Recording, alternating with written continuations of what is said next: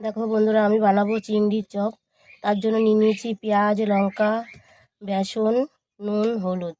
এগুলো দিয়ে আমি মাখিয়ে নিয়েছি। পেঁয়াজটা দিয়ে মাখিয়ে দিয়ে এবার চিংড়ি মাছ দিয়ে ভালো করে মুড়িয়ে নিয়ে তেলের মধ্যে ভাজবো।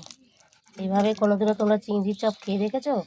একবার ট্রাই করে দেখো, একবার শুধু ট্রাই করে দেখো, তারপরে তোমরা মজাটা বুঝতে পারবে।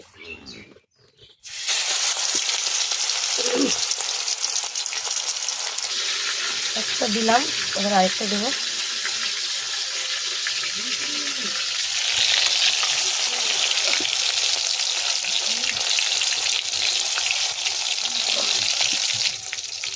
দেখো চিংড়ির চপটা একটা ভাজা হয়ে গেছে, ওটা একটু উল্টিয়ে নেব।